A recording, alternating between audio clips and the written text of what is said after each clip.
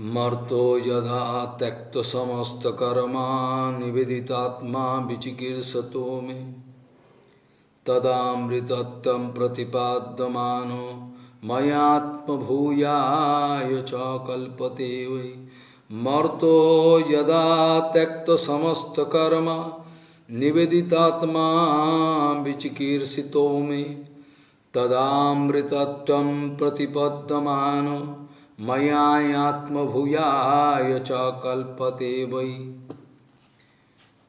गौड़ीय गोष्ठीपति भक्ति सिद्धांत सरस्वती गोस्वामी ठाकुर प्रभुपाद जगतगुरु जी ने बताए, जैत गौड़ीय गोष्ठीपति श्री शिल भक्ति सिद्धांत सरस्वती गोस्वामी ठाकुर जगत गुरु जी ने बताए, जब मैं आप लोगों को उद्वेग दिए, आप लोगों को मैं बड़ा भारी उद्वेग दिए और भजन कराने के लिए आप लोगों को वास्तव सत्य कथा बोल के आप लोगों को भजन में प्रतिष्ठित कराने के लिए हमको बहुत सारे कठोर प्रवचन बोलना पड़ा। कभी न कभी ये भाव आपको समझ में आए, आपका मंगल हो जाए। काय मनोवाक्ये कार्य उद्वेग न दिवे, श्री चैतन्य चरितामृतों का ये जो निछक सत्य वचन, ये तो पक्का चैतन्य चरितामृतों का ये जो सत्य वचन, इसको पालन करना जरूरी है, ये तो ठीक है। लेकिन ये जो सत्य वचन का सहारा लेकर परम सत्य वस्तु का बारे में बोलना बंद कर देना, ये सबसे बड़ा खतरनाक चीज़ है। जीव हिंसा, बहुत सारे जीव हिंसा कई किस्म का होता है। ये प्रभुपाद का विचार, आदमी सोचते हैं किसी को मारना, पीटना, काटना ये हिंसा है, लेकिन प्रभुपाद कहते हैं कि देखो, ये जो जीवात्मा है, जीवात्मा का मंगल करने के लिए जो कुछ करना चाहिए वो उचित है। कि स्वाभाविक बद्ध अवस्था में जीव किसी भी हालत से तैयार नहीं, शरणागत होना बड़ा मुश्किल। बोलने में बहुत आसान लगता है, शरणागत हो गया तो बहुत सारे कुछ हो गया। शरणागति का रास्ता में जीव चले, ये प्राय असंभव है, फिर भी संभव है। तो काय मनोवाक्य कार्य उद्वेग न निवे, ये वचन, ये जो शास्त्रों का जो वचन है, इसका ये सत्य वचन का सहारा लेते हुए अपराकित जगत का जो निष्ठुर सत्य वचन, जिसमें जीवों का मंगल हो सकता है, ये बताना बंद कर देना उचित नहीं। जीवों को उल्टा रास्ता में चलाना, जीवों को झूठा बोलना, प्रचार का नाम पे अपना स्वार्थ को प्रोटेक्शन देने के लिए उल्टा रास्ते में चलाना, ये सबसे बड़ा जीव हिंसा है। प्रभुपाद जीव हिंसा के द्वारा शरीर का ऊपर अत्याचार वो लोग समझते हैं, लेकिन जीवात्मा को ऊपर कुछ उल्टा करना, भक्ति का बारे में बताना जरूरी है। ये छोड़कर अगर उल्टा बोले तो मुश्किल है। काल ये चर्चा हो रहा था, ब्रह्म गायत्री का जो मंत्र है, प्रचोदयात हम लोग बोलते रहते हैं, जप करते रहते हैं। ये ब्रह्म गायत्री का जो मंत्र है, मंत्र देवता जो है स्वयं, ये मंत्र देवता इस गीता का प्रवचन के लिए स्वयं अर्जुन का रथ पर सवार हो गया और ये जो घोड़े का जो लगाम उसको पकड़ के सारथी का काम कर रहे हैं, कुचवान।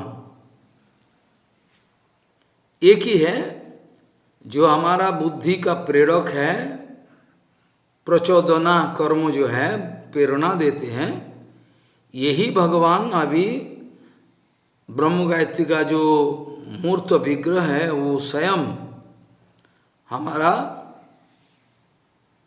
पास उपस्थित है गीता प्रवचन के लिए। वेद श्रुति प्रस्थान और गीता श्रुति प्रस्थान, क्योंकि साक्षात भगवान का मुखारविंद से पिघला हुआ वाणी, वेदस्य सर्वैरहमे विवेद्य, सर्व वेद का वेदांतों का सार वस्तु है। गीता का शिक्षा इटसेल्फ कंप्लीट, परिपूर्ण, शरणागति का रास्ता अर्थात भक्ति का रास्ता में प्रतिष्ठित कर देने वाली है।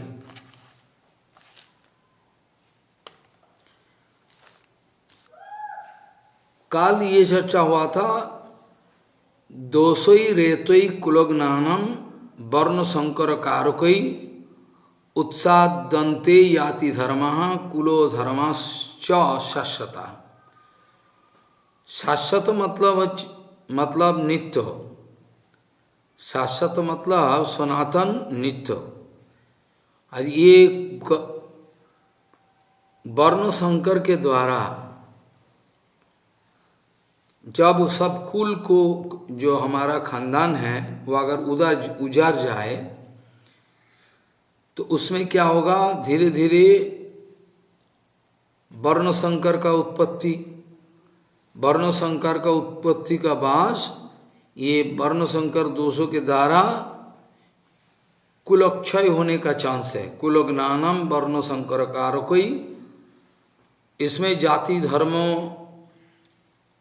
जो अपना सदियों पुराना जो नियम नीति चलते आ रहे हैं, कुल धर्म जाति धर्म कुल धर्माश्च शाश्वता, सारे सत्यानाश का ओर बढ़ते हैं।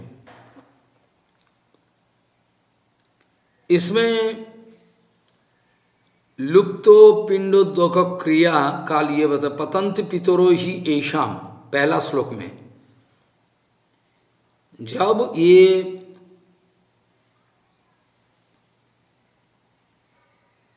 पिंडदान तर्पण करने के लिए, पानी देने के लिए कोई बचा नहीं खानदान में, तो ये खानदान तो ऐसे ही गया। और पूर्वजों जो है हमारा पितृ पुत्र पुरुष जितना सारे हैं ये तो इसको तो पानी दाना पानी कुछ नहीं मिलेगा नहीं। पिंडदान जल तर्पण सारे बंद हो जाए। और इसमें क्या होने का चांस है, पितृपुरुष जो है पूर्वजों, इसका बड़ा भारी नुकसान पतित होने का चांस है। और उत्सन्न कुलो धर्मानम मनुष्वानम जनार्दनो नरके नियतम वासो उत्सन्न कुलो धर्मानम मनुष्यानम जनार्दनो नरके नियतम वासो भवति इति अनुश्रुश्रम। अर्जुन भगवान को कह रहे हैं, देखो ये उत्सन्न कुलो धर्माण, अगर कुलो धर्म उत्सन्न हो जाए, मनुष्यानम जनार्दन हे जनार्दन, इसमें नरके नियतम वासो भवति इति अनुश्रम। इसमें मनुष्यों को जो हमारा खानदान का जो है वो नरके नियत नरके नियतम वासम, नरकवास, नरके नियतम वासम, नरके नियत वास होता है, ऐसा हम सुने हैं। ऐसा करके अर्जुन अपना तरफ से, ये तो हृदय दुर्बल है, ये कोई पंडिताई नहीं है, कोई तत्वज्ञान नहीं, फिर भी अर्जुन कह रहे हैं कि भगवान चुपचाप सुनते आ रहे हैं। अर्जुन कह रहे हैं और भगवान सुनते आ रहे हैं, कुछ नहीं बोला अभी तक। अहो बतो महत् पापम कर्तुम व्यवसिता वयम, क्यों हम ये इतना बड़ा पाप कर्मों को करने के लिए क्यों आगे बढ़े। अहो बतो महत् पापम कर्तुम व्यवसिता वयम, क्यों निश्चय कर लिया पाप करने। जद राज्यो सुखो लोभे न हंतुम सज्जनम उद्धता, अपना सज्जनों को वध करने के लिए, राज्य सुख, राज्य राजधानी का सुख प्राप्त करने के लिए क्यों हम लोग ये सब निश्चय कर लिया, क्योंकि ऐसा पाप करने का क्या दरकार है। अहो बतो महत् पापम कर्तुम व्यवसिता वयम, यद राज्यो सुख लोभे न हंतुम सज्जनम उद्धता, हम लोग ये दरकार क्या है, क्यों। अर्जुन का ये प्रश्न है, विचार बना रहे। और बाद में ये तर्क दिए कि यदि माम अप्रतिकारम अशस्त्रम शस्त्र पाणयो धार्तराष्ट्रा रणे हन्यु स्तन्मे क्षमतरम भवित। अगर ये लोग मेरे को धार्तराष्ट्र में धृतराष्ट्र का पक्ष का जो सेना है सब, ये लोग अगर हमको मारने के लिए तैयार है, मारे। यदि माम अप्रतिकारम, फिर भी हम प्रतिकार करने के लिए अस्त्र नहीं उठाएंगे। यदि माम अप्रतिकारम अशस्त्रम, शस्त्र पानय हो धातुराष्ट्र रणे हन्नु स्तन्मे क्षमतरम भवे। यदि माम अप्रतिकारम अशस्त्रम, यदि हमको अशस्त्र हाथ में कोई अस्त्र नहीं है, फिर भी वो लोग अस्त्र लेके हमको मारने के लिए आए, धातुराष्ट्र रणे हन्नु स्तन में क्षमतरम भवे, फिर भी हम कुछ नहीं करेंगे। ये भी क्षमतरम भवे माने ये हमारे लिए मंगलदायक हो, फिर भी ये हमारे लिए रणदायक, हमारे लिए श्रेयस्कर हो। ये ऐसा ऐसा विचार करके अर्जुन आगे बढ़ रहे हैं। क्योंकि कम से कम अर्जुन का कहना है कि कम से कम तो भीष्मो द्रोणों आदि जितना सारे बड़े बूढ़े हैं, हमारा पालन पोषण किए, सब कुछ है, शिक्षा दिए हैं, सब इनको, इन लोगों को मारने का तो कोई हमारा कोई मारने का तो कोई हमारा इच्छा नहीं। और अगर हम ना मारे, कम से कम तो पाप से बच जाए, ये कहना है। बंधुगणों को, जितना सारे बंधु बांधव शिक्षा के संबंधी रिश्तेदार, इन लोगों को मार के मैं पापों के द्वारा अपना जीवन जिंदगी को नाश करना नहीं चाहता हूं। ये है। अभी इतना तक कह के विश्राम दिए अर्जुन। और अभी संजय कह रहा है कि एवं उक्ता अर्जुन संख्ये रथोपस्थो उपाविशत विसृज्यो सशरम चापम शोको संविघ्नो मानसः। एवं उक्त्वा अर्जुन, एवं ऐसा प्रवचन देके सांख्य मतलब ये युद्ध क्षेत्र में रथोपस्थ, रथों का ऊपर उपवेशन कर दिया। अभी तो सेना वाहिनी का पूरा तमाम सेनाओं को निरीक्षण करने के लिए थोड़ा देर तक खड़े रहे, क्योंकि रथं स्थापय में च्युत आदेश किए न सेनयोर उभयोर मध्य, ऐसा करके बीच में रथ को खड़ा करो। उसके बाद खड़ा होकर निरीक्षण करना शुरू कर दिए। उसके बाद इतना सारे प्रवचन दिए और उसका बाद रथोपस्थो उपविशत, बैठ गए।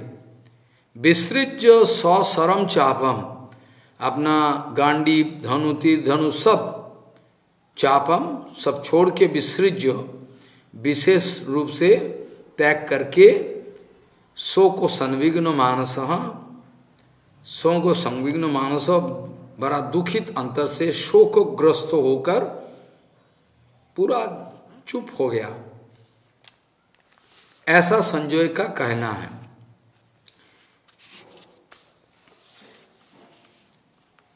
ऐसा करके विश्वनाथ चकोतिपाद जी ने बोले, जिस सजनो बधाद विमुखस्य, अपना सज्जनों को मरने के लिए बिल्कुल इच्छा नहीं है, और ये युद्ध कैसे हो पाएगा, ये युद्ध तो हमारा लिए करना उचित नहीं है, ऐसा बोल के शोको संविघ्न मानसा, शोकग्रस्त होकर बस बैठ गया। शंकराचार्य जी ने पहला अध्याय का, वो जो पहला अध्याय का अर्थात ये जो अर्जुन का जो शोक है, अर्जुन का, यहाँ तक कोई टीका टिप्पणी नहीं किए। जब से भगवान उवाचो, अर्जुन का बात भगवान कहना शुरू कर दिए, वहाँ से एक्चुअली शंकराचार्य आदि टीका टिप्पणी शुरू किए। और ऐसा देखा जाए तो पूरा गीता का ऊपर इंट्रोडक्टरी स्पीच अगर चले, पूरा ध्यान करते करते चले तो बहुत दिन समय लग जाए।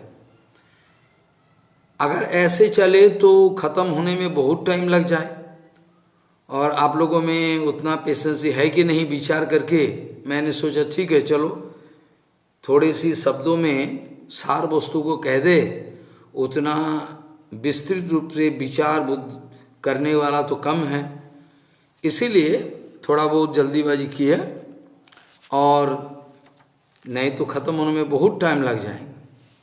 और जीवन बहुत छोटी, उसके बाद बहुत सारे शास्त्र पढ़ा हुआ है। इस तक एक्चुअली श्रीमद्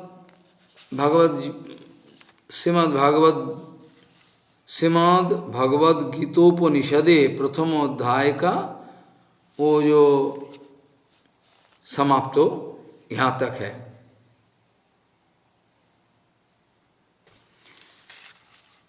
दूसरा अध्याय में, द्वितीय अध्याय, यहाँ भी संजय एक बार ऐसा बोल के अंध धृतराष्ट्र को ऐसा बताए कि एवं उक्त्वा अर्जुन सांख्ये रथोपस्थ उपाविशत विसृज्य सशरम चापम शोको संविघ्न मानसा, ऐसा बोल के समाप्त किए।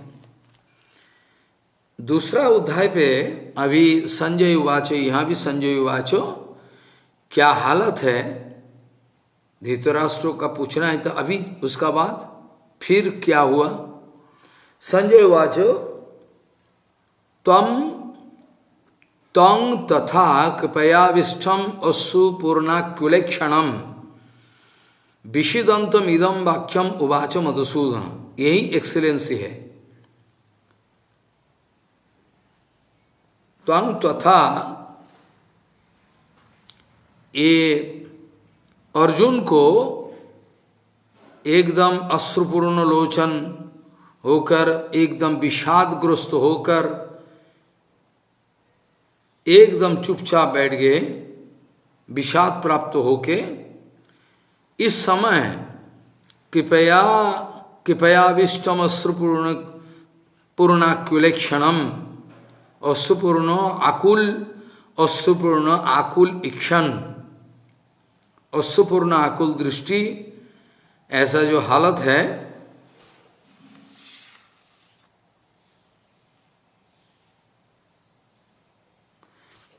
इस समय भगवान मधुसूदन अपना विचार प्रस्तुत किए, और विचार प्रस्तुत करने का पहले ही एक जोर से फटकार लगाए।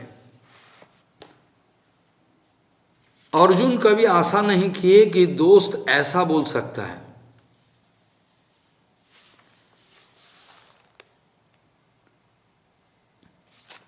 भगवान अविसी भगवान वाचो कुतस्ता कस्मलमिदम विषमे समुपस्थितम अनार्य जुष्टम असर्गम अकीर्तिकरम अर्जुन। कहाँ से तुम्हारा ये जो आपातकाल में विपद काल में अनार्य सेवित हो, अनार्य मतलब श्रेष्ठ जाति जो अनार्य है, इनके दिखाए हुए पद जो है ये तुम्हारा नहीं है, ये अनार्य सेवित हो, अनार्य जुष्टम असर्गम, स्वर्ग प्रतिषेधक, अर्थात ये तुम सोच लिया कि स्वर्ग प्राप्त हो, नहीं, ये भी नहीं। अनार्य जुष्टम असर्गम अकीर्तिकरम, अकीर्तिकरम अख्याति, तुम्हारा बदनामी हो जाएगा, ऐसा मापी कलमस मोह। अर्जुन का प्रवचन सुन के ऐसा लगा कि वो कोई पंडित है और वैराग्य को प्राप्त किए, इसीलिए ऐसा बोल रहा है। लेकिन सर्वांतरयामी भगवान परात्पर अखिलेश्वर भगवान श्री कृष्ण यह कह दिए कलमस है। कलमस माने मोह, मोह अज्ञान है, अज्ञान तमेर नाम कहिए कैत्य, धर्म अर्थ काम मोक्ष आदि ऐसा। ये अर्जुन धर्म दिखा रहे हैं, देखिए धर्म नहीं है, अधर्म है। अज्ञान तमेर नाम कहिए कैत्य, धर्म अर्थ काम मोक्ष आदि यही सब। धर्म मतलब भागवत धर्म नहीं है, ऐसे ही समाज धर्मों, लोक धर्मों, संसार जो कुछ भी हैं, ये सब जो है बेकार की बात है। तो भगवान बोले जी ये तो तुम्हारा कीर्ति, तुम्हारा जितना कीर्ति है सारे कीर्ति नाश होने वाली है। अकीर्तिकरम अख्यातिकर इदम, ऐसा मापी कलमस मोह कहाँ से आ गया? कुतस्ता कस्मलमिदम विषमे समुपस्थितम अनार्य जुष्टम असर्गम अकीर्तिकरम अर्जुन। ये तो कीर्तिकर नहीं है, मुश्किल है।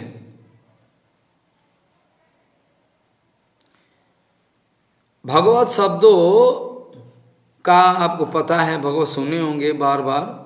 ऐश्वर्यस्व समग्रस्व जस ऐश्वर्य समग्रस्व जशस श्रियो ज्ञान वैराग्य शैव षड़ो इति भगो इंगना।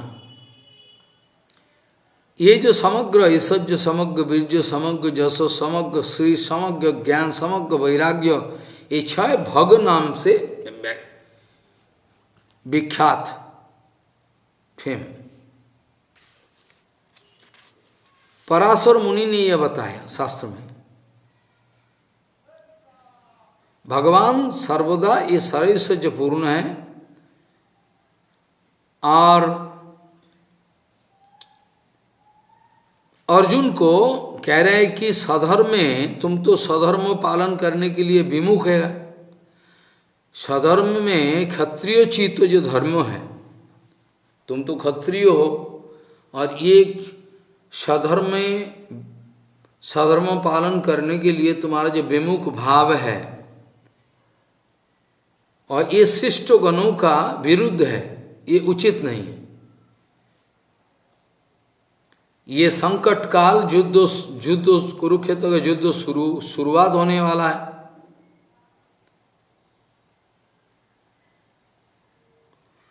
युद्ध वैराग्य मुक्ति स्वर्ग किंवा युद्ध जो है, ये कोई युद्ध क्षेत्र में वैराग्यों का बातें ये सब चीजें करने का टाइम नहीं है।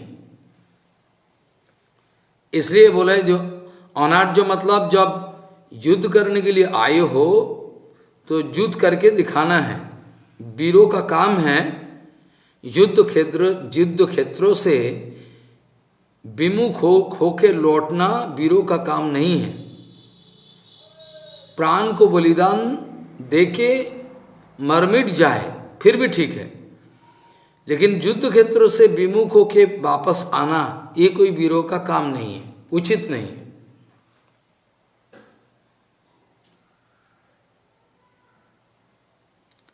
तो जहाँ तक विचार है ये भगवान श्री कृष्ण इसको बोला है, आपका कीर्ति का खिलाफ है, आपका जो इतना जस है इसका सब खिलाफ है। पहले ही ये बात बताई, ये तो ठीक, तुम्हारा विचार ठीक नहीं है। और बाद में तो ऐसा बात बोले कि अर्जुन कभी आशा नहीं की, कभी जे कृष्ण ऐसा बोल सकता है मेरे को। क्लैव्यम मास्मगमः पार्थ नैतत् त्वयि उपपद्यते क्षुद्रम हृदय दौर्बल्यम त्यक्तोत्तिष्ठ परंतप। ये क्लीबों का काम है, क्लिप धर्म प्राप्त होना उचित नहीं तुम्हारा। क्लैव्यम मास्मगमः पार्थ, ये तो क्लीबों का धर्म है, ना कोई वीरों का काम है। ये तो आदमी का काम नहीं, जनाने का काम नहीं। क्लैव्यम मास्मगमः ऐसा तुम्हारा उचित नहीं। क्लीबों का माफिक धर्म आश्रय किए हो तुम, ये तुमसे शोभा नहीं देता। हे परंतप, ए क्षुद्र, वेरी नैरो, वेरी बहुत तुच्छ, क्षुद्र ये हृदय दौर्बल्य है। एक क्षुद्र हृदय दौर्बल्य को परित्याग करके तुम क्षत्रिय हो, युद्ध करने के लिए आए हो, युद्ध करने के खड़ा हो जाओ, ये उचित नहीं है।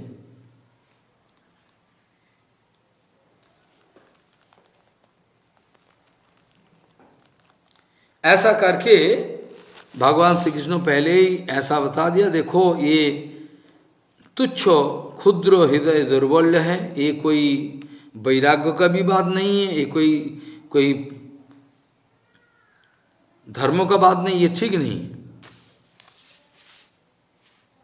बाहरी दृष्टि में देखा जाए तो भगवान वर्णाश्रम धर्म को स्थापन करने के लिए ये गीता प्रवचन, ऐसा साधारण आदमी कहते हैं, लेकिन ऐसा नहीं।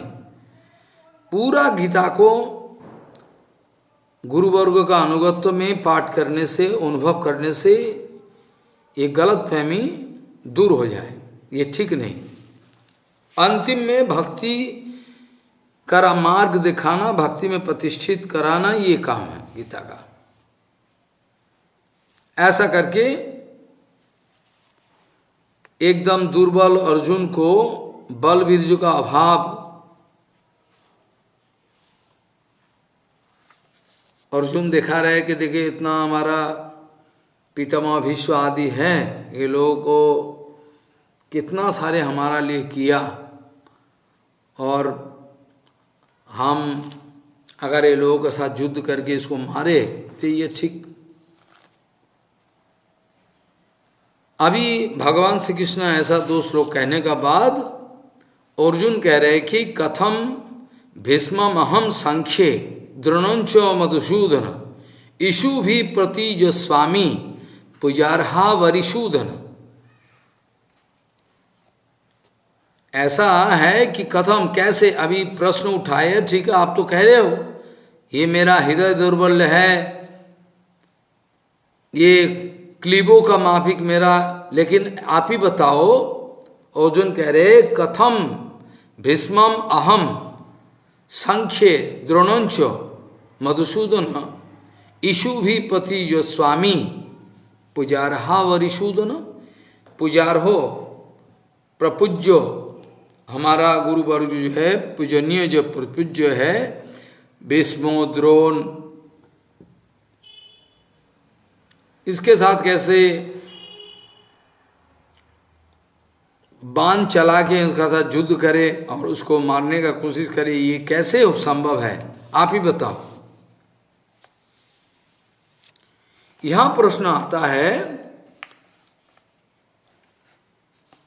ये अर्जुन का जो प्रश्न है, इसका बाद ये प्रश्न है, इसका जवाब देने के लिए भगवान धीरे धीरे सारे माने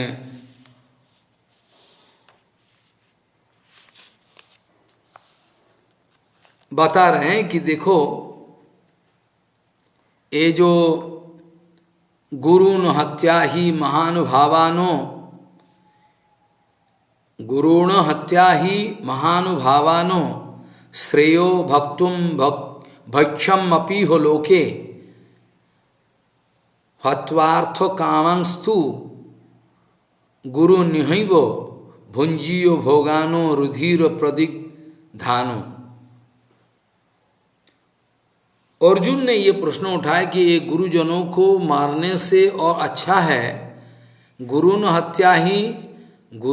हत्या ही महानुभावानो, ये गुरुवर्ग जो है हमारा जो है, इनको हत्या करने से, इससे तो अच्छा है श्रेयो भक्तुम भक्षम अपि हो लोगे, ये जगत में भिक्षा करके भिक्षुक आश्रम, ये भिक्षुक आश्रम ग्रहण करना ठीक है, भिक्षा द्वारा जीवन को गुजारा करे, ये ठीक है। क्योंकि अगर हत्या करे गुरुवर्ग को, हत्वार्थो कामांस्तु गुरु निहैवो, और ये लोगों को मार के ये जो धन संपत्ति राज्य राजधानी है, ये तो खून से रंगाया हुआ है, गुरुवर्गों का खूनों से रंगाया हुआ है ये राज्य राजधानी संपत्ति, ये हमको भोग, ये कैसे हम भोग करें।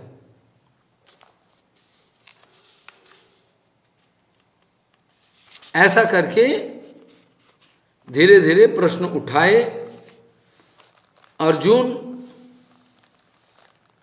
अगर ऐसा विचार किया जाए अर्जुनों का पक्ष से, पूर्व पक्ष किया जाए, अर्जुनों पैतृक राज्य लाभ करने के लिए स्पृहा नहीं है, यही विचार करके अगर युद्ध का विश्राम दे दे अर्थात युद्ध करना बंद कर दे, तो उसका जीवन यात्रा कैसे चलेगा, वो तो क्षत्रिय है। हाँ, चतुर्वर्ण मया श्रेष्ठम, भगवान सब व्यवस्था की है।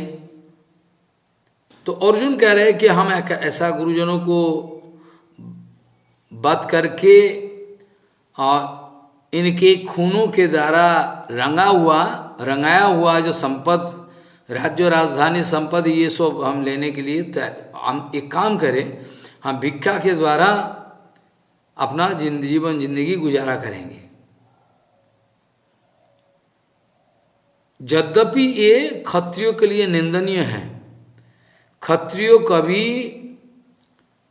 ऐसा नियम है मनु संहिता में, अगर ब्राह्मणों का विपत्ति आया, विपत्ति काल में ब्राह्मण कम से कम क्षत्रियों का जो कर्म है ये कर सकता है, लेकिन इसके नीचे आने का चांस नहीं।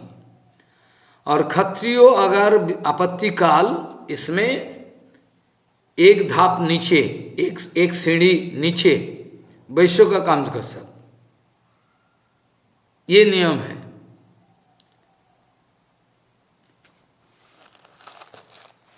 क्षत्रियों का लिए ये तो उचित नहीं है, निंदनीय कार्य है, वह क्षत्रिय पक्ष निंदनीय कार्य, ये उचित नहीं है। और अगर ये विचार किया जाए, भीष्मादि गुरुजन जो है ये सब दुष्ट दुर्योधनों का साथ जोड़ा हुआ है, द्रोणाचार्यो, भीष्मो, ये जो है गुरुजन वर्तमान समय में, हे अर्जुन, तुम्हारा जो राज्य राजधानी को अपहरण किए, राज्य अपहारी, विद्रोही, दुर्योधन आदि के संग में लगा हुआ है अभी, तो कर्तव्य ज्ञानहीन हो गया, क्या उचित नहीं उचित, ये लोग तो विचार नहीं कर रहे, और तुम ही विचार करने वाले हो। जो तुम्हारा बिना कसूर, बिना कोई कारण तुम्हारा राज्य राजधानी को हड़प कर लिए, तुम्हारा विरोधिता कर रहा है, विरोध कर रहा है, तुम्हारा साथ बेईमानी कर रहा है, आज दुर्योधन आदि दुशासन आदि दुष्ट है, ये लोगों का साथ तो है। ये तुम्हारा जो गुरुवर्ग को तुम कह रहे हो, को तो अपना कर्तव्य को उठा रहे हो, ये द्रोणाचार्य जो है, पितामह विष्णु, क्यों वो लोग का संग है। और संग रहने से संग दोष तो सबको ही को लगता है।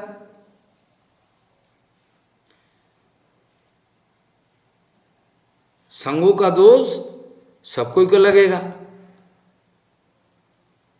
तो तुम्हारा इसमें विचार बनाने का क्या दरकार है, तुम ही हैं, वो लोग तो कर्तव्य कर्मों को विचार नहीं कर रहा।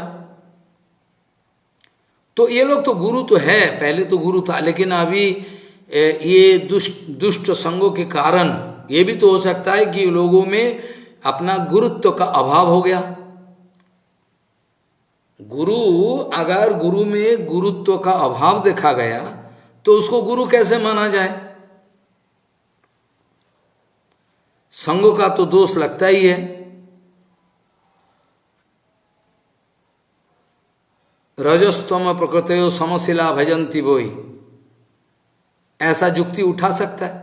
तो हमने शास्त्रों में देखा, रजस्तम प्रकृतयो समशिला भजंती बोई, रजतम सतो गुण की जैसे जैसे गुण है उसी हिसाब से अपना अपना संग को प्राप्त करता है। ऐसा अगर विचार उठाए तो है तो गुरुवर्ग, पहले तो गुरुवर्ग, लेकिन अभी दुष्ट संगों के कारण इनके जो गुरुत्व का अभाव हुआ नहीं, ऐसे तुम कैसे बोल सकते हो, गुरुत्व का अभाव हुआ। इन लोगों का संग में युद्ध करना ये तो कोई दोष नहीं है, इसमें कोई दोष है ही नहीं, क्योंकि शास्त्रों का विचार है गुरु अगर विषय में लिप्त हो गया,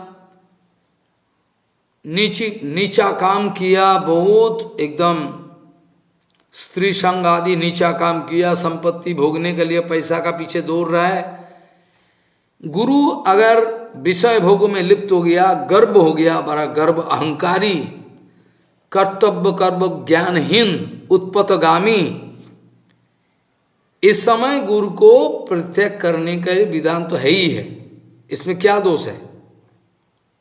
और भागवत जी महापुराण में यहाँ तक विचार है, गुरु न सस्यात् सज्जनो न सस्यात्, पिता न सस्यात् सज्जननी न सस्यात्, हैं ये सब विचार है।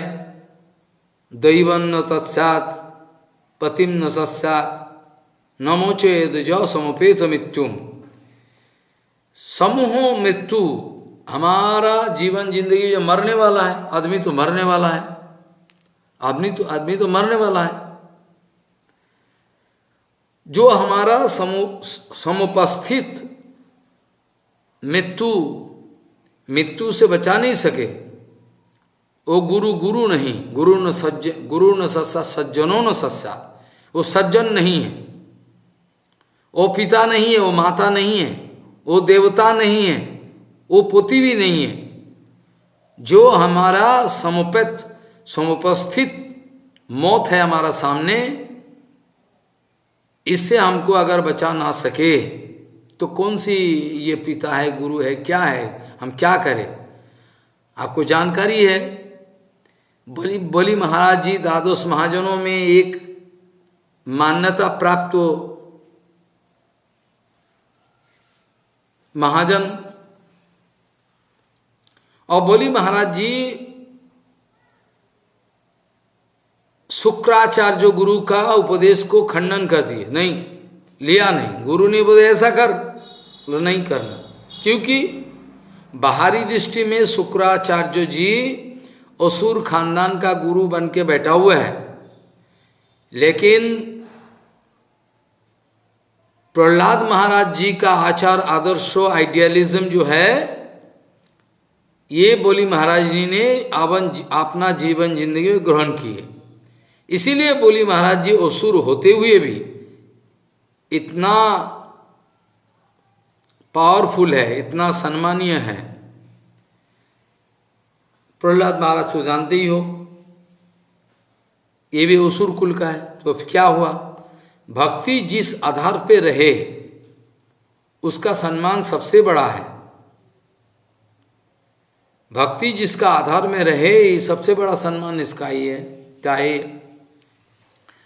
तो ये जो है, ये गुरु न सस्या सज्जन, ये तो है ही है। और शास्त्रों का विचार से अगर ये उल्टा काम किया, उल्टा रास्ता पे गया, इसको छोड़ना कोई तो दोष का काम नहीं, ये तो ठीक ही है।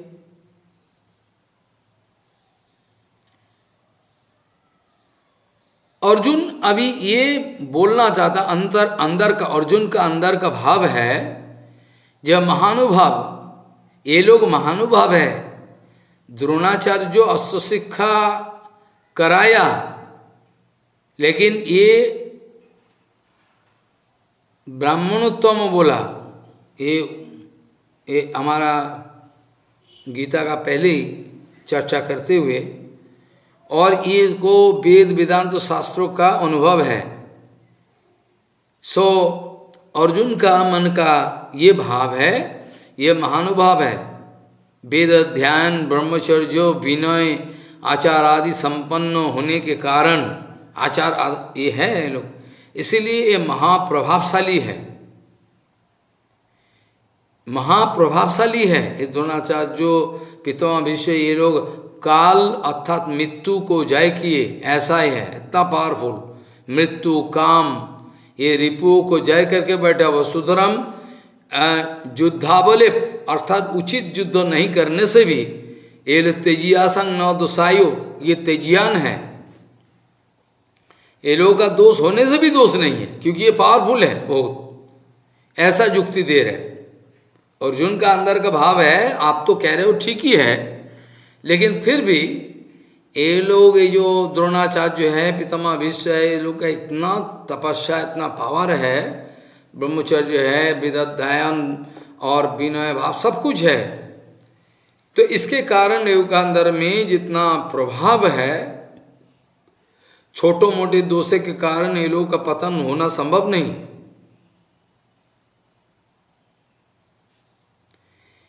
पितामह भीष्म क्यों दुर्योधनों का, पापिष्ट दुर्योधनों का पक्ष आत्मविक्रय किया?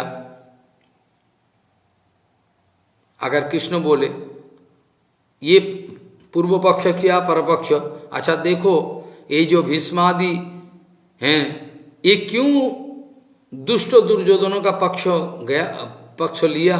पापिष्टों का पक्ष में आत्मविक्रय किया इन लोगों के लिए। तो ये लोग का अंदर में महानुभाव जो आप कह रहे हो, ये कैसे हम अनुभव करें कि इन लोगों का अंदर महानुभावता है? भीष्म स्वयं युधिष्ठिर जी को बताएं, ये देखो बेटा, उभय पक्ष मेरा समान है, उभय पक्ष मेरे के लिए समान, मेरे लिए समान है। पांडव कौरव ये मेरा दूजा भाव नहीं है। फिर भी मेरा पहले का भी प्रतिज्ञा है कि ये राज्य राजधानी कुरुवंशों का खानदान को रक्षा करने के लिए मेरा पहले से ही है। और आजन्म ब्रह्मचर्य का पालन किए। और दुर्योधन आदि इन लोगों का साथी रहा, इन लोगों का दुष्ट का अन्नो क्या करे? जैसे विदुर जी कभी दुर्योधन का अन्न नहीं खाते थे, अपना भिक्षा करके गुजारा करते थे, ऐसे फ्री सर्विस। विदुर जी का तरफ से मंत्री का जो काम है, इसका लिए एक पैसा भी नहीं लेते थे, फिर भी उसको अपमान करके भगा दिया। ये दुष्ट दुर्योधन। और पितामह भीष्म का पहले से ये एक प्रतिज्ञा, ये राज्य राजधानी के लिए जीवन जिंदगी है, ये इसको रखा करना है। बीच में तो कुछ घटना हुआ, फिर भी पितामह भीष्म कह रहे हैं कि ये दो युधिष्ठिर महाराज जो कह देखो दोनों पक्षों मेरा समान है, लेकिन फिर भी मेरा पहले का जो इरादा है। और एक बात भी है, दुर्योधन का जो अन्न हमने खाया, चिरोदिन प्रतिपालन, ये राज्य राजधानी भी हम रहा, खाया पिया सब कुछ, और जो कुछ भी है, पुरुष सर्वदा अर्थ के दास है, अर्थ के दास है। चार पुरुषार्थ है ना, यहाँ पितामह भीष्म कह रहे हैं कि पुरुषगण जितना सारे पुरुषाकार है हम देख लेंगे, हर कर लेंगे, ये सभी आदमियों के लिए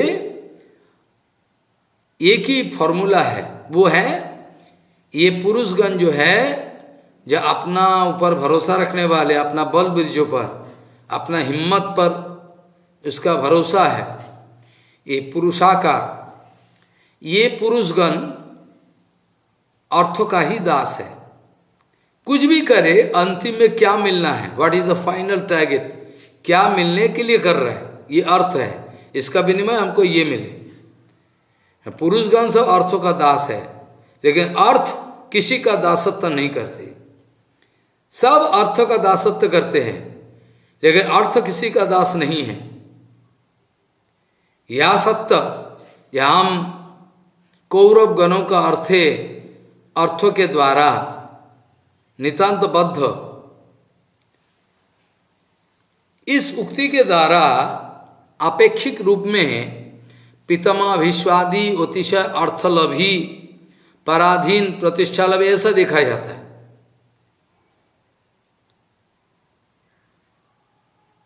तो इसका बधों में क्या पाप हो सकता है, यही युक्ति है। अगर ऐसा ही हालत है लोगों का, तो इसका बाद में क्या पाप हो सकता है, वो तो दुष्ट दुर्योधन का अधर्मों का पक्ष है।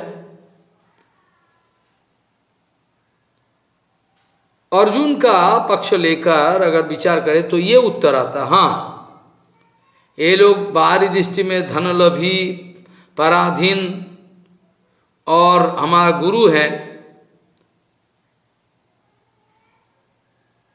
और ये लोगों का बद हो सकता है, लेकिन फिर भी ये परकाल में मेरा अमंगल, अतिशय अमंगल,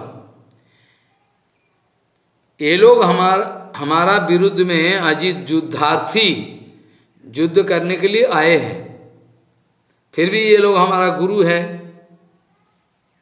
हम ये लोगों को वध करके राज्य राजधानी लाभ करके प्रतिष्ठित होने का इच्छा नहीं रखते। इसे वनवासी होकर भिक्षान्न ग्रहण करना ही श्रेयस्कर, अर्थात कम से कम मेरा पाप स्पर्श न करे। भीष्म पितामह का बारे में थोड़ा जानकारी जरूरी है, इस बात को खुलासा करने के लिए, नहीं तो संशय संदेह रह जाएगा। क्यों पितामह अवश्य ऐसा की? द्रौपदी जी भी अंतिम समय में सर्वसज्जा में रहते हुए इतना सारे प्रवचन दिए, पितामह भीष्म, लोक धर्मों, समाज धर्मों, राजनीति, सारे इस, और द्रौपदी जी अंतिम में प्रश्न किए, पितामह एक प्रश्न है, आप इतना सुंदर प्रवचन दे रहे हो कि जब हमारा अपमान हो रहा था तो आप तो उसी सभा में मौजूद थे, कुछ नहीं किए, आपका शक्ति, आपका बोलने का क्षमता सब कहाँ गया था? पितामह भीष्म ने सर झुका लिया। पितामह भीष्म के बारे में थोड़ा जानकारी जरूरी है। ये शांतनु पुत्र, अर्थात शांतनु गंगा मैया, गंगा जी का पुत्र है, चिरकुमार पुत्र, आजन्म अस्खलित ब्रह्मचर्य पालन की, और भगवान श्री कृष्ण का बड़ा भारी भक्त है। बड़ा भारी वाक्य, ये महावीर जितेंद्रियो उदार सत्य प्रतिज्ञो तमाम गुणों का खजाना है।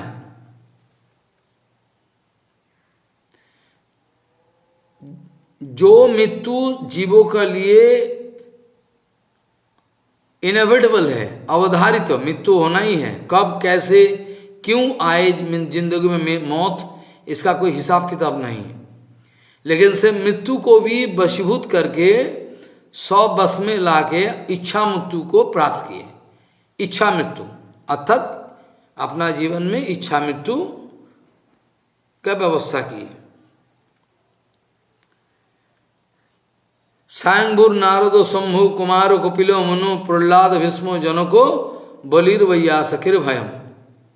स्वयंभुर नारद शंभु कुमार कपिलो मनु प्रहलाद भीष्मो जनको, तो इसमें द्वादश महाजनों में एक है। महाजन का आचार आदर्श जो है इतना ऊंचा है, ये साधारण आदमी सोच भी नहीं सकता। क्यों? दुर्योधनों का पक्ष में है, ये तो अपना प्रतिज्ञा को निभाने के लिए ऐसा ही। तो ये जो भीष्मो द्रोणाचार्य से ये कृष्ण भक्त जो पंच पांडवों का विरुद्ध में युद्ध करने के लिए आए हैं, लेकिन फिर भी पितामह भीष्म नित्य काल कृष्ण सुख संपादनकारी कृष्ण भक्त, बड़ा भारी भक्त है। ये पितामह भीष्म का कहना था कि हम कौरवों का अर्थ में नितांत भक्त हो गया, पहले का भी प्रतिज्ञा तो है ही है। इसमें बाहरी दृष्टि में उनको अर्थलोभी पराधीन ऐसा अनुभव हो सकता है, लेकिन असली बात तो ये लोभजोई, कामजोई, लोभजोई, परम स्वतंत्र इच्छा करके क्यों कर रहे हैं? शुद्धा सरस्वती क्या क्या मतलब? शुद्धा सरस्वती क्या कहना चाहती है? महिमानुभावान ए रूप, यहाँ जो है ये तेजस्वी भीष्मो कौरव गण का पक्ष ग्रहण करने से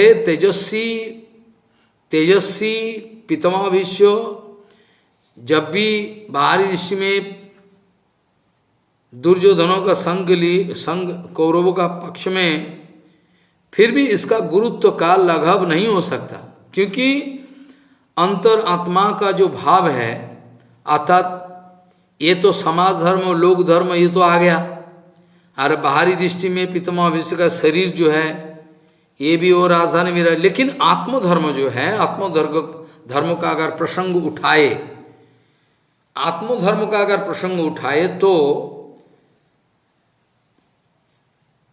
ये पितामह भीष्म हर वक़्त भगवान श्री कृष्ण का संतुष्टि विधान के लिए व्यस्त है। बोले महाराज ये कैसा संतुष्टि विधान का व्यवस्था? बाहरी दृष्टि में तो विचार में बनता ही नहीं कुछ।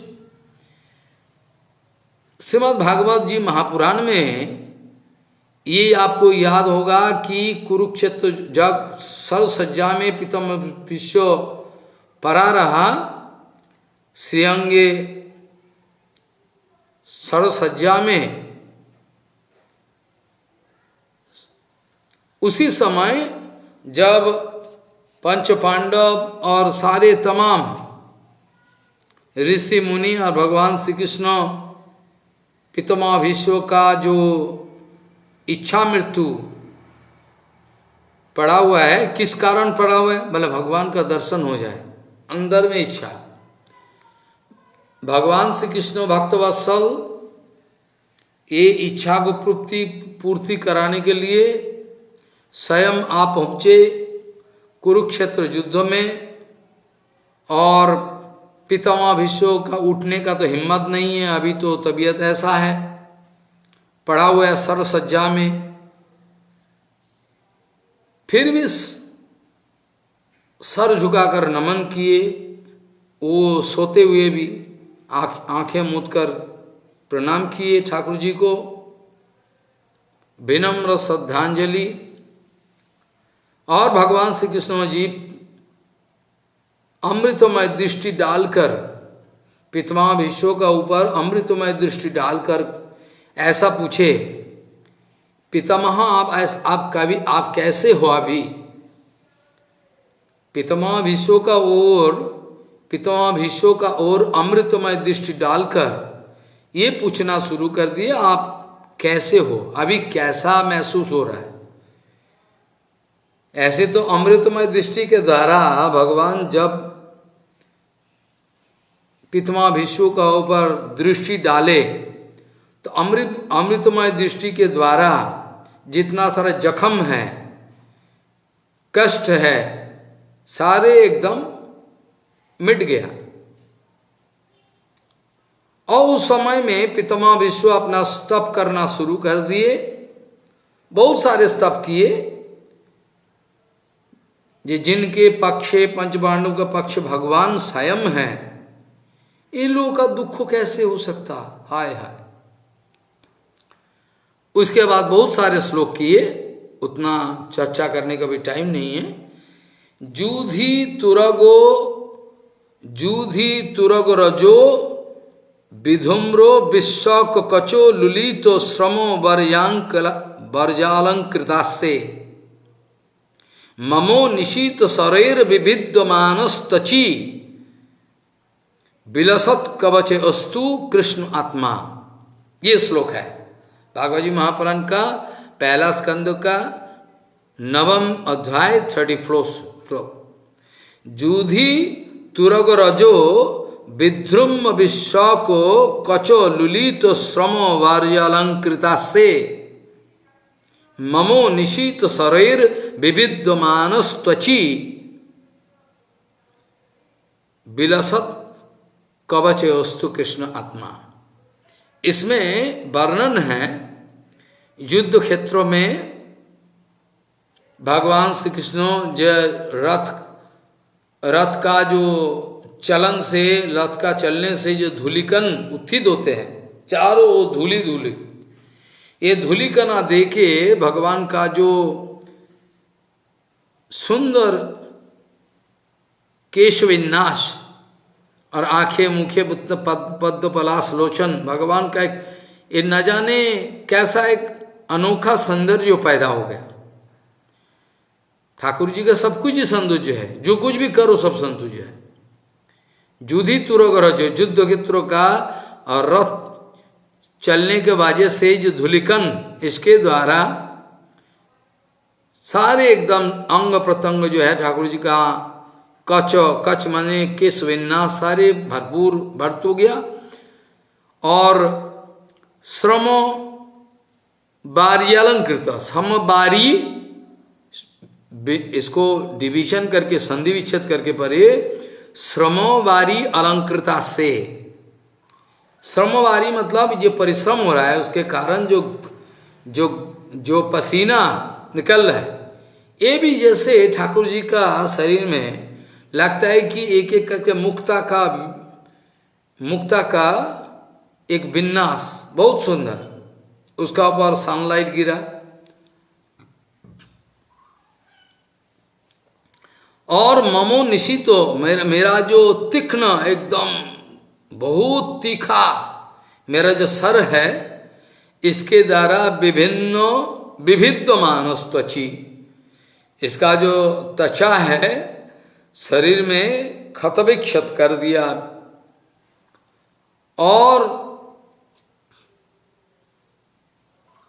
कवच कुंडल जो कि भी है, विलसत कवच वस्तु कृष्ण आत्मा। युद्ध क्षेत्र में ऐसा हालत, घर्मजाल आवृतो मुखमंडल परिशोभितो, मेरा बाणों के द्वारा इसका जो गात्र चर्म है क्षत से ये कृष्ण को ऊपर में मेरा मन जो है रमन करे। ये आश्चर्य की बात है, ये तो बड़ा हैरान की बात है। एक तो बोलता है मेरा ठाकुर जी भगवान, और भगवान को मारना क्या किए, क्या भक्तों का काम है क्या? अब ये बोल रहा है कि मेरा ये जो नज़र, मेरा मन जो है ये इस पर, ये झांकी पर रहे। ये कैसा झांकी है? ठाकुर जी के शरीर से खत से खून निकल रहा है और सब कुछ हो रहा है, ऐसा ऐसा कैसे हो सकता? इसका समाधान क्या है? ये विचार बनाना, नहीं तो हमारा अपराध हो जाएगा पिता विश्व के चरणों में। ये विचार बनाना जरूरी है कि कैसे ऐसे हो सकता कि एक भक्तो ठाकुर जी को बांध चलाए, वो उसका बाद अरे भक्तों तो एक एक किस्म का है। प्रहलाद महाराज एक किस्म का है, ध्रुव महाराज एक किस्म का है, वो अलग अलग किस्म का। भक्तों तो एक किस्म का नहीं है ना। तो इधर जो ये समाधान क्या है?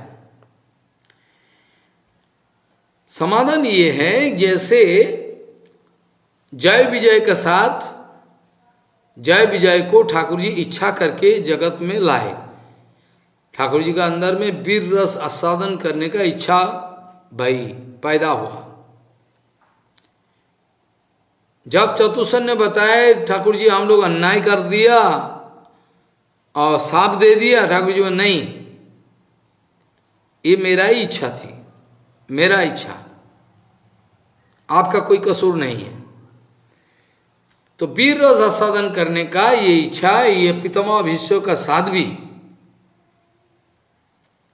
विश्वनाथ चक्रवर्ती जी हैरान करने वाला जवाब दिए। विश्वनाथ चक्रवर्ती का जो विचार है इतना ऊपर है।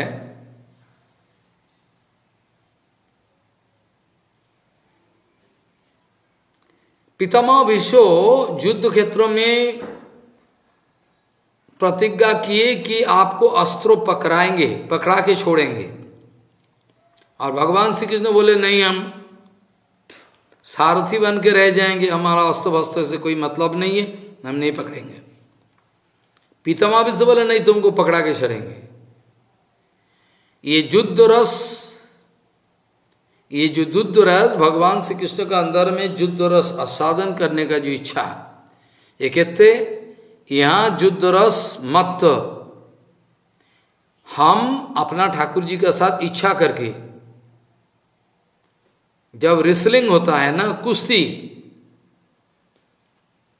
हमारे एक पर्वत महाराज थे, गोवर्धन का सहारे रहते थे, अभी भी है पर्वत बाबा का मठ, वो कुश्ती गीत ब्रजवासियों के साथ कुश्ती करते थे, मजा करते थे। बाहरी दृष्टि में हमारा बहुत कठिन काम है, बहुत कष्टदायक काम है, दुखी हो जाते हैं, हमें क्यों लड़ाई करते, क्या दरकार है। लेकिन ये लोगों का अंदर में एक मजा पैदा होता है, कुश्ती, बॉक्सिंग, जूडो, कराटे, ये न जाने क्या क्या मजा होता है लोगों का। हम लोगों का तो मजा नहीं दिखा देता, लेकिन ये लोगों का मजा है। आप यकीन नहीं मानोगे कैसे मजा है, कौन जाने। विश्वनाथ चक्रवर्ती कहते हैं कि जब कंदर्प रस में आविष्ट होकर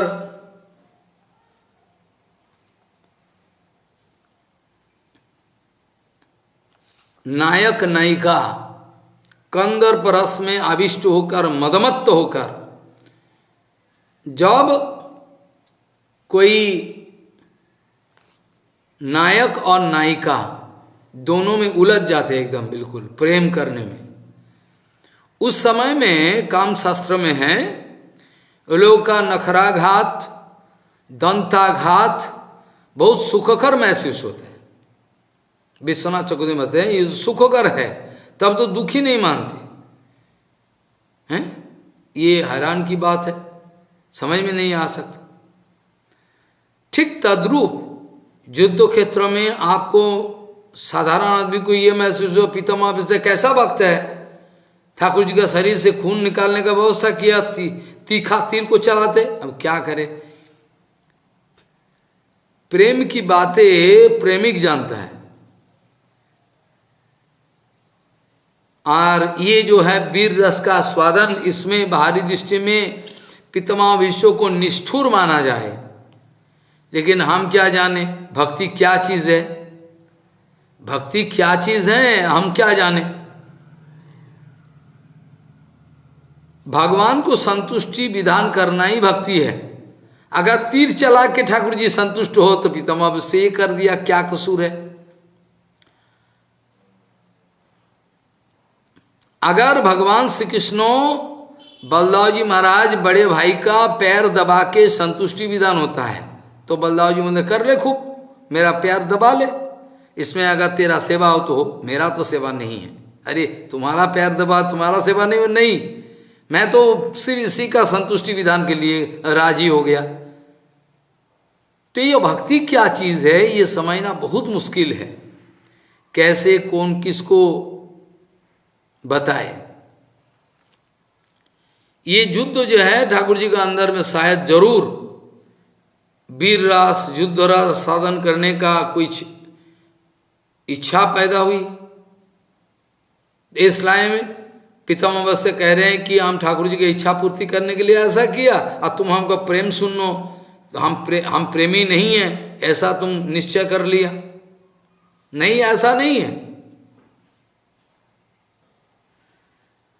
सुरत युद्ध में औद्धत्व वसता अत्याधिक नखराघात दंताघात ये होने से भी एक दूसरे का दुश्मन नहीं होते, वह प्यारा।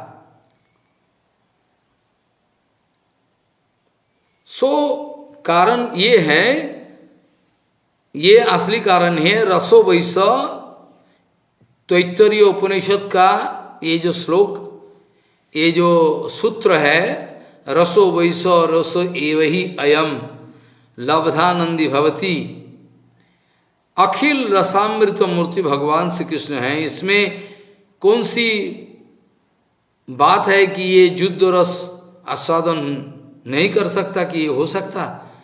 अखिल रसामृत मूर्ति जो भगवान है, इसमें युद्ध रस भी तो है, विभत्स रस, वीर रस, युद्ध रस सब है। इनके पीति विधान करने के लिए भक्त प्रवर भीष्मदेव जी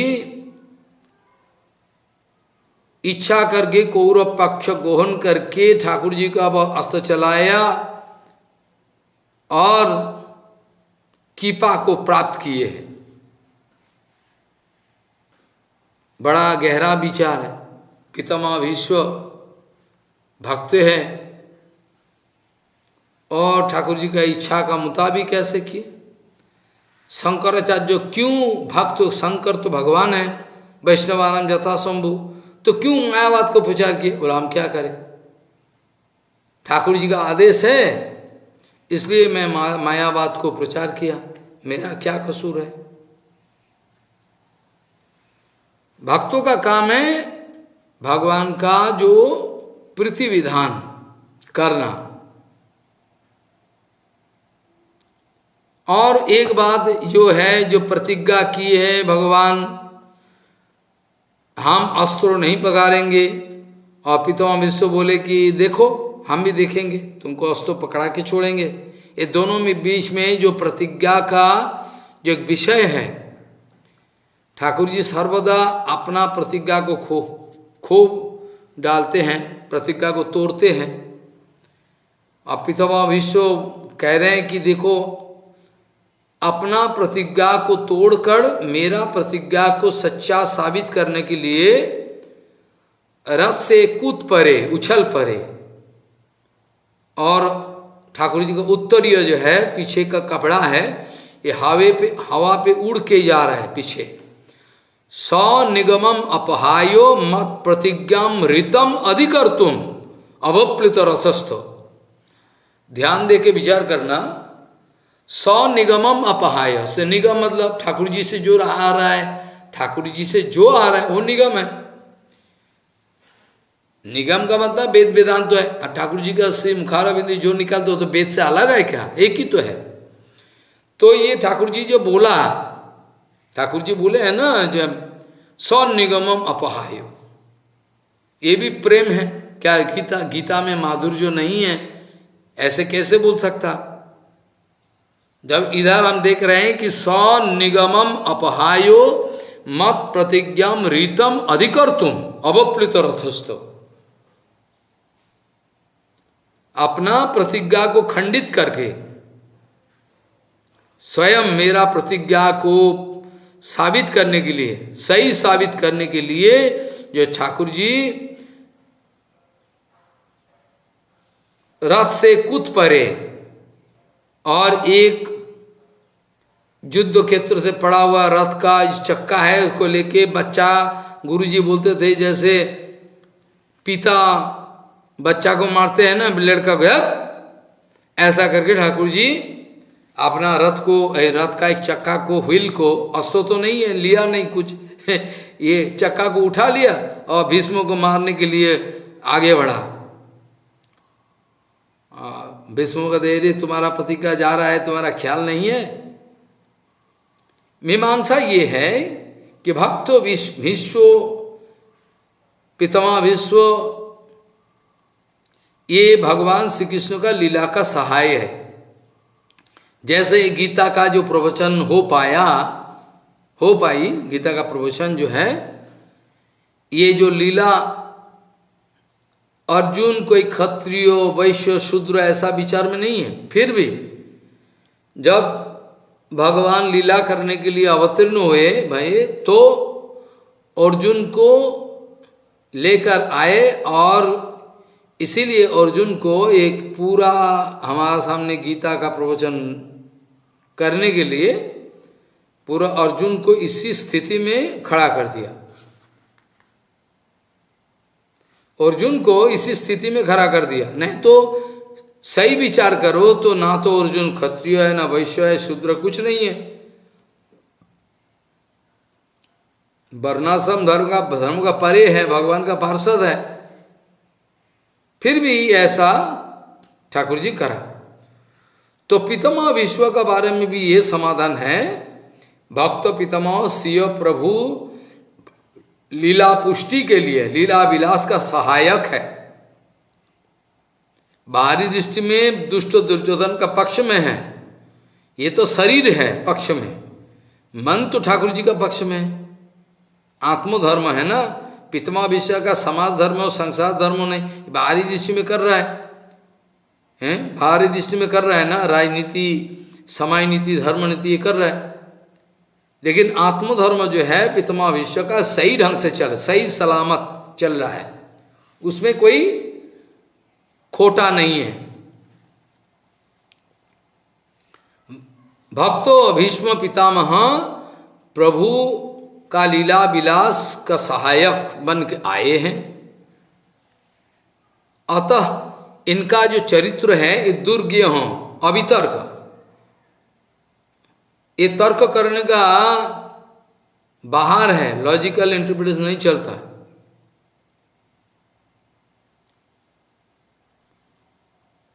और बाहरी दृष्टि में देखा जाए गुरु का काम करने आया तो उल्टा कर रहा है। ऋषभ जी महाराज हमने बताया गुरु न सस्या सज्जनों न सस्या, हम बता दिया, न मोचेद समपेत मित्र में श्लोक।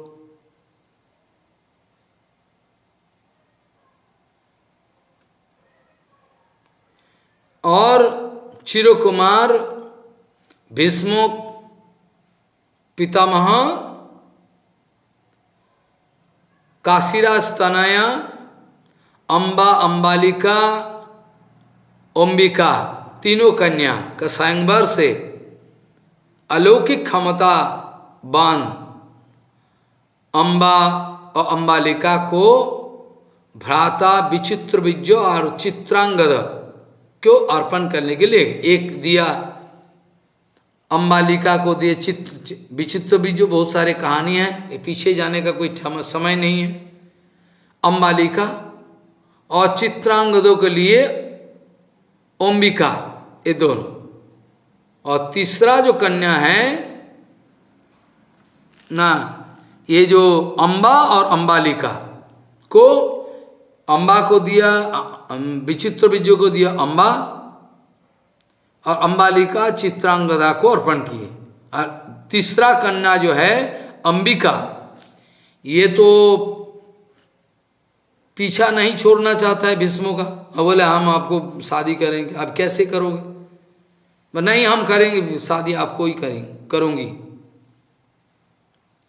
तृतीय कन्या अंबालिका भीष्मों को वरण करने का इच्छा प्रकाश की, पितामह विश्व प्रत्याख्यान कर दी। अभिमानिनी, बड़ा अभिमान लेकर भीष्म का विरुद्ध शिकायत किए। भीष्म का जो अस्त्र गुरु है, पितामह भीष्म का जो अस्त्र गुरु है परशुराम जी, इनके शरण में गए, आप बचा लो गुरु जी, हमको दुख दे रहे। स्त्रियों का दुख दिखा नहीं जाए, इसलिए परशुराम जी भीष्मों को आदेश किए, आप शादी कर लो। भीष्म बहुत विनम्र भाव से प्रार्थना किए, गुरुजी ये हो नहीं सकता, मेरा प्रतिज्ञा चिरकुमार, हमने व्रत लिया ना, अब कैसे, आप तो जानते हो। फिर भी परशुराम जोर जबरदस्ती करे, नहीं तुमको करना पड़ा। अरे बार बार कर रहे, तो पितामह विश्व का गुस्सा आ गया, बोले क्या बात है, आप गुरु हो, आप मेरा मंगल का सोचते हो ना, तो मैंने प्रतिज्ञा ले, कैसे अपना प्रतिज्ञा को तोड़ दे, ऐसा कैसे संभव है। परशुराम प्रीत नहीं हुआ, बहुत गुस्सा हुआ, और पितामह विश्व भी गुस्सा हो गया, ऐसा क्या बात है, शास्त्रों का जुक्ति दे रहा हूं, अपना जीवन जिंदगी का प्रतिज्ञा निभाना है हमको, आपको ये जुक्ति दे रहा हूं, आप मानते नहीं हो। अंतिम में जब परशुराम जी जोर जबरदस्ती की गुरुजी, तब पितामह विश्व गुस्से में आकर बोल दिया, गुरुरूपी अबलित अपसो कार्या कर्ज मजान तो उत्पत्ति नश्य परित्याग विधीयते। गुरुरूपी अबलित अपसो कार्य मजानत उत्पथो प्रतिपन्नस्व परित्याग विधीयते। महाभारत का उद्योग पर्व इसमें है। पितामह विश्व द्वादश महाजनों में एक है, इनके कहना तो मानना ही है। गुरु अगर विषय भोगों में लिप्त हो गया, स्त्री संग आदि विषय भोगों में लिप्त हो गया, पैसा आपका पीछे दौड़ रहा है, वो तो चेतना खो बैठेगा। गुरु किस लिए गुरु है? गुरु को गुरु क्यों बोला जाता है? गुरु को गुरु बोलने का ये कारण है, ये सर्वापेक्षा बृहद वस्तु अनंत देव का साथ जुड़ा हुआ है, इसलिए इसका गुरुत्व है। ऐसा नहीं कि हम गुरु बन के बैठ गया तो हमको गुरु बोलो, पूजा करो, ऐसा नहीं। गुरु का गुरुत्व जो है तब तक सिद्ध होता है जब तक वो तमाम अनंत ब्रह्मांडों का जो गुरु है बलदाव जी महाराज अनंत देव, जब तक ये अनंत देव का साथ जोड़ा हुआ है तब तक इसका गुरुत्व साबित होता है, क्योंकि अनंत देवी गुरु रूप्यात्। जब ये संबंध तोड़ जाता है, इसमें गुरुत्व खो बैठता है। गुरु इसमें गुरु जी का कोई गुरुत्व नहीं रहता है, गुरु जी अभी लोगू बन जाता है। जैसे बद्ध जीव, कोई बद्ध जीव अगर गुरु का काम करे, ये भयंकर नतीजा, भयंकर इनकॉन्सिबल। कोई बद्ध जीव अगर गुरु का काम करना शुरू कर दे, इसका नतीजा भयावह है, भयंकर। साधारण आदमी का पाप पुण्यों का जो हिसाब है, हिसाब किताब है, वो उतना भयंकर नहीं है। लेकिन जब एक बद्ध जीव गुरु का काम करने के लिए तैयारी हो जाता है, उसका भयंकर नतीजा आप देखे होंगे। बहुत सारे एग्जाम्पल आपका पास है। पूरा काम पे भरपूर है, विद्वेष है, लालच है, अभी भी गुरु का काम कर रहा है। सनातन गोस्वामी को हम लोग अपमान करके छोड़ दिया, रूप गोस्वामी पाद को अपमान करके छोड़ दिया। क्या किया? अपमान ही तो किया, और क्या किया? जीव गोस्वामी पाद को अपमान करके छोड़ दिया। अपमान नहीं तो क्या है? इन लोगों का बातें को नहीं मानना, यही तो अपमान है। वो जो शास्त्रीय विधान दिए हुए हैं उसको तोड़ मोड़ के नया नियम बनाना, यही तो पाप अपराध है, और क्या है? नया नियम बना लो, बस हो गया। पोपात जी का नियम सारे तोड़ मोड़ के छोड़ दो, क्योंकि पोपात जी का नियम पालन करने जाए तो गौरी मठ चलाना मुश्किल है।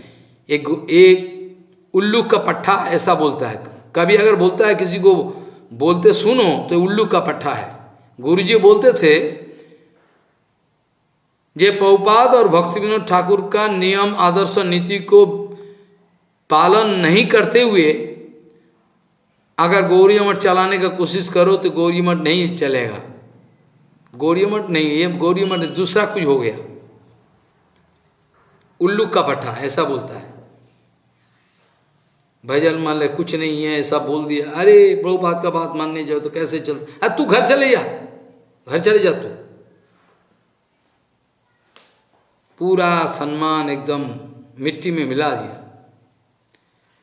तो ये जो है गुरु रूपी अवलितप्सो कार्या कार्यो मजान, तो क्या करना चाहिए क्या करना नहीं चाहिए, क्या शोभा देता क्या शोभा नहीं देता, ऐसा विचार सब उत्पत्त पद में ऐसा विचार छोड़ के पागलपंथी उत्पत्त प्रतिपन्नस्यो, ऐसा उत्पत्तगामी जो है, ऐसा उत्पत्तगामी गुरु को त्याग करना ही विधान है। इस समय में परशुराम और भीष्म का अंदर में बहुत बड़ा युद्ध आरंभ हुआ, बहुत बड़ा युद्ध हो। लेकिन ये जो परशुराम जी पराजित हो गए अपना शिष्य के सामने, क्योंकि ये उल्टा बोलने का कारण शक्ति नहीं रहा। अधर्म का पक्ष में जो रहे वो कोई भी हो, गा शक्ति नहीं रहेगा, शक्ति नहीं रहेगी। बड़ा भारी संग्राम शुरू हुआ। परिचय अंतिम में परशुराम जी पराजित होकर प्रत्यावर्तन चला गया। ये जो है कन्या जो है ये अभी दूसरा रूप पकड़ के आ गया, समझा? हम बताएंगे अभी। दूसरा रूप पकड़ के आ गया, पितामह विश्व से बदला लेने के लिए दूसरा जन्म ले ली। हाँ, और कुरुक्षेत्र युद्ध में कैसे हम बताएंगे। तो इसका बाद तो ऐसा विचार करते हुए हम लोग दिखा, बड़ा भारी गंभीर विचार है। नहीं तो पितामह भीष्म का बारे में एक गलत फहमी होना ये स्वाभाविक है। कौन समझे महाराज इतना गंभीर विचार। पितामह भीष्म क्यों उस पक्ष में रहा, क्यों नहीं बोला, बोलती बंद किया, क्या कारण है। पक्का बात तो ये है, भक्तों का जो भी है क्रियाक्रम बाहरी दृष्टि में ये अन्याय लगता है, ये पक्का समझ के रहना। बाहरी दृष्टि में भक्तों का कारण अपैरेंटली अपेक्षित दृष्टि में खराब लगता है, ये ठीक नहीं, ये क्यों कर रहा है। लेकिन आपको ये मालूम होनी चाहिए जब भक्तों का हर क्रियाक्रम जो है सब ठाकुर जी का इशारा पे चलते हैं, ठाकुर जी को संतुष्ट करने के लिए ही है। कोई भी कारण अगर मौन रहा, इसका भी पीछे एक पॉजिटिव कारण है। पितामह भीष्म अगर ठाकुर जी की इच्छा से अगर ठाकुर जी का लीला पुष्टि के लिए आए, पितामह भीष्म अकेला ही उधर एकदम सबको एकदम बंद करके मुख बंद कर सकते, लेकिन पितामह भीष्म मौन रहा। इसका भी क्या कारण है, इन लोगों का पाप जो है बढ़ते रहे। दुर्योधन दुशासन आदि का पाप जो है, जैसे कंसों का पाप को बढ़ाने के लिए नारद जी महाराज जाके आग में थोड़ा घी का आहुति दिए। अरे ऐसे तो आग जल ही रहा है, उसमें जाके थोड़ा घी को आहुति दिए। महाराज कहो कैसा विचार है, क्या कैसे, अरे आओ सम्मान किए, बैठाया, क्या स्थिति है, आपका हालत क्या है, सब सुना। उसके बाद नारद जी महाराज स्वयं नायक जी महाराज कह रहे, राजन आपका ये विचार पक्का नहीं है। बोले क्यों? बोले ये जो आपने छोड़ दिया, ये तो देवता लोग बहुत चतुर, ये आपने बोला देखो मेरा अष्टम गर्भ, अरे अष्टम गर्भ कैसे हिसाब किया जाए, 1 2 3 4 5 6 7 8 और उल्टा गिनो, उल्टा गिनती करो कि 8 7 6 5 4 3 2 1 1 2 1। अरे हाँ, ये तो ठीक पक्का बात। देवता लोगों को विश्वास मत करो, कुछ भी कर सकता है लोग। और उल्टा गिनती करे तो 1 नंबर छोड़ दिया, अरे रे राम राम राम, पकड़ो मारो। आपको लगेगा कि युधिष्ठिर, आपको लगेगा कि नारद जी महाराज झगड़ा लगा दिया। इसका झगड़ा लगाना भी भक्त का एक सेवा है। वो एकदम लगा के आ गया, आंख तो ऐसे ही जल रहा है, उसमें थोड़ा घीता होती, थोड़ा घी का आहुति दे के आ गया। मारे चलो अब घी जलते रहे, अच्छा ही हुआ। कंस तुरंत जाके पहला बच्चा को पकड़ के ले, चल हम इसको मारेंगे। तुम तो बोला छोड़ दी, नहीं इसको भी मारेंगे, है मारना शुरू कर दिया। क्यों? नारद जी महाराज जो कुछ भी काम करते ठाकुर जी का प्रेरणा से करते, अपना मनमानी नहीं करते। तो इसमें सुविधा क्या होगी? सुविधा यह है, ये इसका पाप का पूर्ति हो जाए। जब तक पाप का पूर्ति तक ना पहुंचे, जैसे भगवान श्री कृष्ण अपेक्षा की, तब तक 108 पाप जो अपराध है उसको क्षमा करे। बुआ का साथ, बुआ को वचन दी कि कोई बात नहीं, तुम्हारा जो लड़का है शिशुपाल है, पशुपाल है, 108 अपराध जो है हम क्षमा करें, इसके बाद उसका हिसाब करेंगे। ठीक है, कोई बात नहीं, 108। तो ये जो नारद जी महाराज जो है, या तो पितामह भीष्म कहो, कोई भी कहो, ये भगवान का जो लीला पुष्टि के लिए जो उचित है वही करते हैं। तो इसमें हमारा विचार नहीं चलेगी, तो क्यों किया, कैसे किया, अन्याय है न्याय है। न्याय अन्याय को कहाँ तक हम विचार करें? शास्त्रों का विचार इतना गहरा है, इतना सूक्ष्म है, यहाँ तक हम पहुँच नहीं पाते। इसलिए गुरु वर्गों का विचार के ऊपर भरोसा रखना जरूरी है, गुरु वर्गों का ऊपर भरोसा रखना जरूरी है। जैसे गोस्वामी लोगों ने देखो, हम तमाम वेद वेदांतों को पढ़ने जाए तो कहाँ तक पढ़े, समय कहाँ है? समय है क्या? इतना तमाम शास्त्रों पढ़ने जाए तो समय कहाँ? इससे तो अच्छा है कोई महाजनों का सामने बैठकर, कोई महाजन का सामने बैठकर थोड़ा सुन ले शास्त्रों को। ये अनुभव का बात है। आज स्वर्ग गोस्वामी पाद जो है, तमाम वेद वेदांतो पुराण उपनिषद तमाम को विचार करके, एकदम मंथन करके हमारा सामने जो मक्खन को रख दिए बड़ा इजीली। यहाँ तक कि गोस्वामी लोग जाने का बाद भी, श्रील सच्चिदानंद भक्तिविनोद ठाकुर आने का बाद हमारा जितना सुविधा है, तमाम गोस्वामी लोगों का ग्रंथों को पाठ करना भी बहुत कठिन। कहाँ तक विचार करो, ऐसा तो शास्त्रों ज्ञान तो है ही नहीं।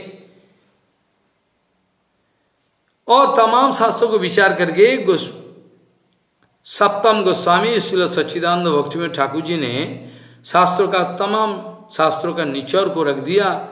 जैव धर्म ने यहाँ वहाँ इतना सारे सुंदर विचार, उतना विचार करने जाओ तो हम तो मर जाएंगे, हम तो सकेंगे नहीं। सर्व गोसाई के बारे में तो श्रीनिवास आचार्य जी ऐसा सुंदर लिखा है, नाना शास्त्र विचार नैक निपुणो सद्धर्म संस्थापको लोकानाम हित करिनो त्रिभुवने मान्यो शरण न करो। ये है नाना शास्त्र विचार नैक निपुणो, तमाम शास्त्रों का विचार करके बस उसका जो निचोड़ है रख दिया हमारा सामने, सार वस्तु। इसमें मेरा सुविधा होगी। केशव गोस्वामी मायावाद वेदांत तो पाठ करके पूरा एकदम पल एक एक विचार करके उठा के रख दिए। ये लोगों के लिए संभव है, तेजियान व्यक्ति है। यहाँ तक कि चैतन्य महाप्रभु जी ने बताया कि ये मायावाद भाष्यो, महाप्रभु जी ने बताया मायावाद भाष्य सुनिले है सर्वनाश। महाप्रभु ये बताए मायावादी को देखने का बाद शौचेल कपड़ा का साथ नहाने का विचार बनाया महाप्रभु, ये आदेश दिए। लेकिन केशव गोस्वामी महाराज पूरा मायावाद विचार को एकदम पाठ करके सुंदर विचार करके उसको तोड़ मोड़ करने के लिए उसको पूरा अस्त्र बनाए। तो तेजी आसान नौ दुसाई बन्हे सर्वभूय यथा, ये लोग कर सकता है, महापुरुष महालोग पितामह विश्व कुछ भी कर सकता है। बाहरी दृष्टि में क्यों विपरीत भाव, पितामह विश्व का जो भाव है विपरीत लगता है, विचार नहीं बैठता है, मीमांसा क्या है। लेकिन तमाम शास्त्रों का विचार करके ये विचार निकल आया, ये सही बात है। भक्तों का काम तो ये है जे ठाकुर जी को संतुष्ट करना। कोई को भगवान रामचंद्र बताए कि देखो आपने बोला मेरे लिए कुछ भी कर सकती हो, ये बता ना, बोले एक वचन दो, वचन दोगी? और क्या? बोले मेरे को 14 साल के लिए हमको जंगल में भेजो। अरे कैसे हो सकता, हम तो मर जाए। ना ना ना ना, तुम्हारा काम ये है कि मेरे संतुष्टि करना। तो कुंकुमान ऐसा चीज मांगा ठाकुर जी कि समाज संसार में सब कोई कई को घृणा करे, कोई किसी का नाम कोई कई नहीं रखेगा, इतना घृणा करे, मेरे लिए कुछ भी सहन कर सकती है, कुछ भी सहन। बोला हाँ ठीक है, पूरा तमाम दुनिया तुमको बदनामी करे, गाली दे, अपना लड़का भी तुमको गाली दे, सब सहन कर सकती हो। हाँ हम तेरे लिए सब कुछ करें। ठीक है तो कर लो, ते विचार करो। बाहरी दृष्टि में कई ऐसा कि कई का पास श्री रामचंद्र का जितना प्यार मिला कौशल्या का पास उतना नहीं, इतना बचपन से हैरान करने वाली बात है। ये बाहरी दृष्टि में हमारा विचार बैठता नहीं, कैसा है, और ये बाप रे बाप कितना ऊंचा विचार है, हम कैसे समझे बद्ध अवस्था में। इसलिए बिना तर्क गुरु वैष्णव का अनुगमन करना ही सीधा समाधान है, सरल समाधान। गुरु वैष्णव का अनुगमन करना, उसका बात को मानना, विचार करना, ये ठीक है। अपना मनमानी विचार करने जाओ तो पूरा उल्टा बुद्धि। तो ये जो है, बाकी ये जो 5 नंबर श्लोक में ये जो अर्जुन जी बताए, इसका लंबा चौड़ा थोड़ा व्याख्या हो पाया। गुरु न हत्या ही महानुभावान श्रेयो भक्तुम भक्ष्यम अपि हो लोके हत्वार्थो कामांस्तु गुरु निहैवो भुंजीयो भोगानो रुधिर प्रतिग्धान, इसका विचार हो पाया। अभी 6 नंबर श्लोक में अर्जुन कह रहे कि देखो न चैतद विद्मो कतोरण्यो गरीयो जद्बा जयेमो जदि बा नो जयेयु जानेव हत्या न जिजीविषाम स्ते अवस्थिता प्रमुखे धार्तो राष्ट्र। अगर हम लोग का युद्ध में जय हो जाए, युद्ध जय कर लिया तो, और पराजय हो गया तो, ये दोनों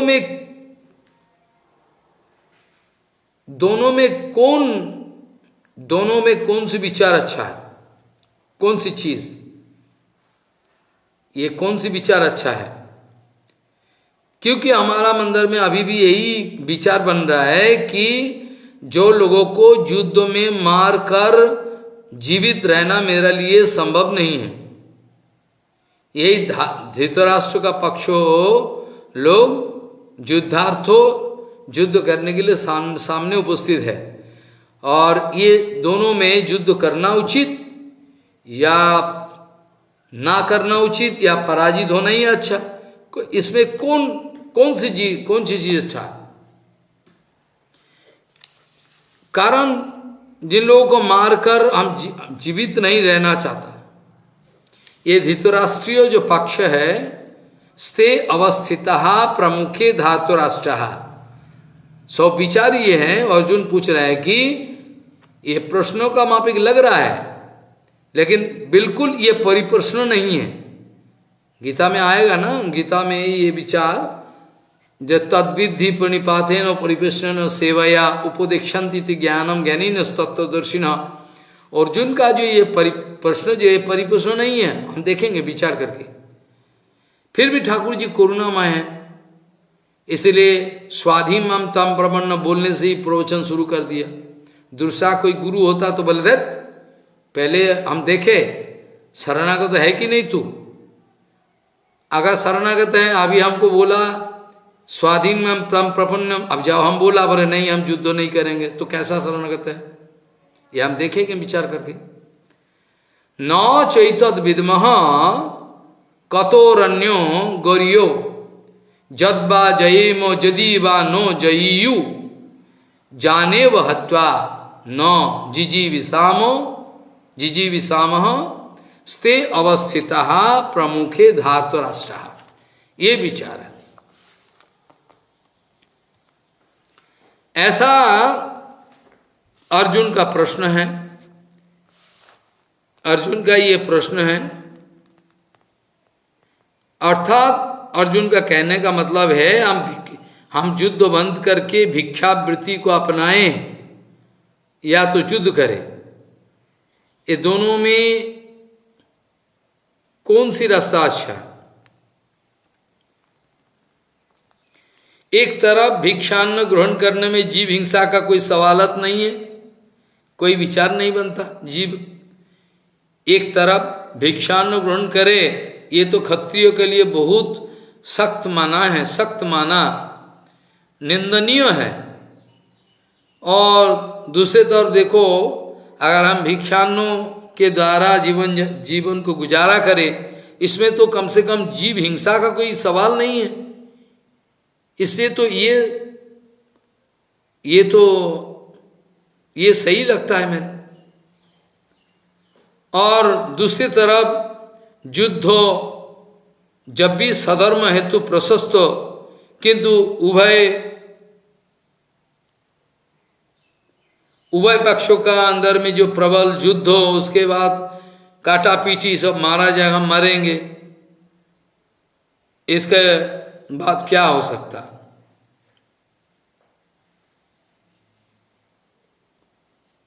तो ये ऐसा है, ऐसा विचार करके अर्जुन का जो प्रश्न है,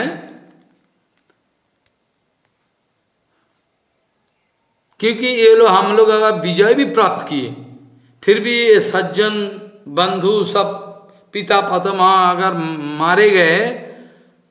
मर गया, तो ये भी हमारे लिए पराजय ही है। एक तरफ का एक किस्म का पराजय है। इससे तो हमको लगता है कि भिक्षावृत्ति करना, हमको तो लगता है ये अच्छा। देखो अभी ऐसा करते करते अर्जुन साबित करना चाहता है कि वो ज्ञानवान है, ज्ञानी है। इतना सारे युक्ति जो है, इतना सारे तरह तरह का विचार रख दिया, इसलिए लगता है कि अर्जुन बड़ा भारी पंडित है, ज्ञानी है।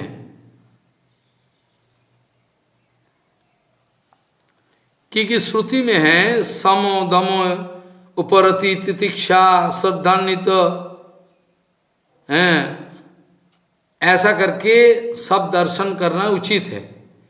तो बाहरी दृष्टि में लगेगा अर्जुन का अंदर में कोई कमी नहीं है।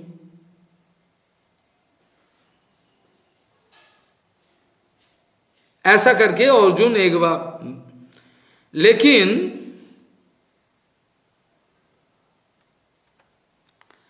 लेकिन यह विचार आता है दूसरा श्लोक में,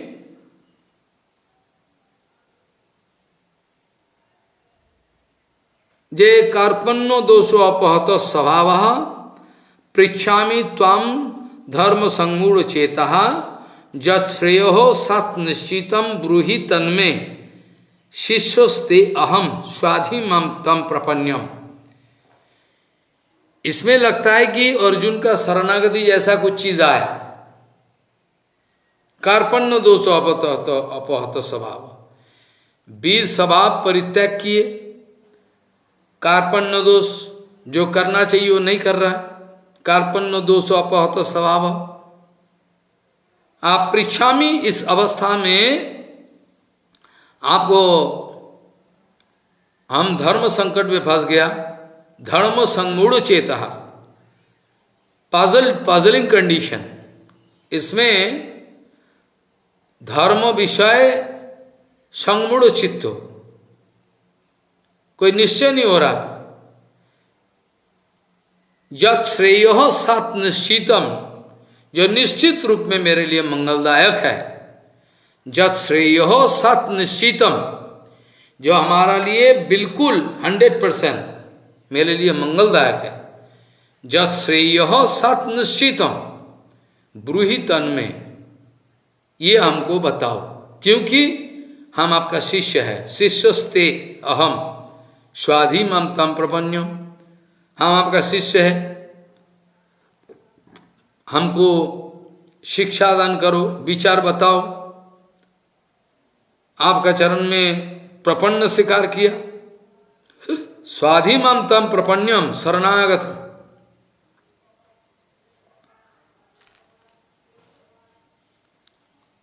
लेकिन विचार करके हम देखेंगे, अर्जुन तो ये कह रहे हैं कि स्वाधि मम तम प्रपन्यम, हमारा क्षत्रिय सुलभ जो वीरत्व तो हम खो बैठा, अभी हृदय दुर्बल हो गया, कार्पण्य दोष अभिभूत हो गया, और इसीलिए हमारा ये स्थिति है, कभी निश्चय नहीं हो रहा है क्या करना उचित होगी, निश्चय नहीं हो रहा है। आप ये बताओ कि जो निश्चित रूप से मंगलदायक, जत श्रेयो सत निश्चितम ब्रूहि तन्मे शिष्योस्ते अहम स्वाधि मम तम प्रपन्यम। पहला बात तो भगवान जब मुख खुले, पहले मुख खुले तब तो अर्जुन को गाली दिए, मुख खुलने का बाद ही साथ साथ अर्जुन को भत्सना किए, फटकार दिया। ये आचार्यों का काम ही है, ये आचार्योचित भत्सना, उसको रेक्टिफाई करने के लिए उसका सिचुएशन, किसी आचार्य वास्तव गुरु का अंदर में कोई हिंसा देश नहीं है, फिर भी जो कठोर बात बताते, तो इसका अंदर में आचार्यों का काम ही है, भत्सना आचार्योचित काम। अर्जुन का हृदय का भाव अपेक्षित दृष्टि में वैराग्य का मापिक लग रहा है, लेकिन भगवान श्री कृष्ण विश्लेषण करके बताए, कलमस क्लैब्य दीनता पूर्ण, बाहरी दृष्टि में लगता है ये बड़ा भारी विद्वान है, लेकिन ये कलमस क्लैब्य क्लीबता दीनता पूर्ण मोह, ये मोह अज्ञान मोह, ये मोह अनार्जचितो असर्गो ओ अजसस कर, जस नहीं मिलने वाला।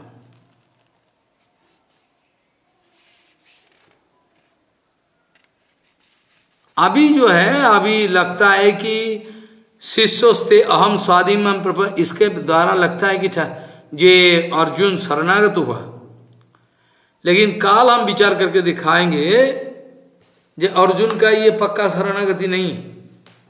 अगर शरणागति है तो ठाकुर जी जो जुक्ति दे रहे हैं, तब कैसे बोल सकता है हम युद्ध नहीं करेंगे, नौ जोत से हम युद्ध नहीं करेंगे, ऐसे कैसे बोल सकता है? बद्ध जीवों का स्वभाव है, गुरु वैष्णव का चरण में कभी कभी शरणागति दिखाए, कभी कभी अपना मनमानी का रास्ता में चले, ये स्वभाव है। ठाकुर जी हंसता है, देखो तू अभी बोला शरणागत, हंसी उड़ाया, कैसा शरणागति? शिष्योस्ते अहम स्वाधीन माम तम प्रपन्यम, तुम गुरु हो, हम शिष्य है, आप शासन करो। शास्त्र धातु मतलब शासन करना, सिखाओ हमको, तैयारी करो। बात ऐसा है जे फिर अर्जुन ने तैयार कर लिए, नहीं हमको युद्ध तो नहीं करना है। ये जो विचार है ये भयंकर विचार है, और पहले वाला श्लोक विचार करने का समय नहीं बना। अब ठीक है, मर्तो यदा त्यक्तो समस्त कर्मा निवेदितात्मा विचिकीर्षितो में तदामृतत्यम प्रतिबद्धमानो मयात्म भूयायो कल्पते। वही थोड़ी से स्पर्श करके छोड़ दे। मर्तो मतलब मर्तशील, मरणशील आदमी, जब समस्त क्या करना है नहीं करना है सारे छोड़ दिया, क्योंकि जब एकांत रूप में शरणागत निवेदितात्मा विचिकित्सितों में, जब ठाकुर जी कहते हैं कि मर्तो मरणशील मानुष जब समस्त कर्तव्य कर्मों को छोड़कर सर्वधर्मान परित्यज्यो, निवेदितात्मा हमारा शरण में आए, विचिकित्सितों में हमको ढूंढना चाहता है, हमको प्राप्त करना चाहता है, तदा उस समय जब इसका निवेदितात्मा परिपूर्ण शरणागति सिद्ध हो पाते, तदा अमृतत्वम प्रतिबद्धमान, उस समय उसका अंदर में अमृत अमृत अमृत अर्थात भक्ति, तदा अमृतत्वम प्रतिबद्धमान, तब अमृतमय हो जाते हैं। तदा अमृतत्वम प्रतिबद्धमानो मयात्म भूयाय कल्पते, भी मेरा साथ एकाकार हो जाता है प्रेम के धारे।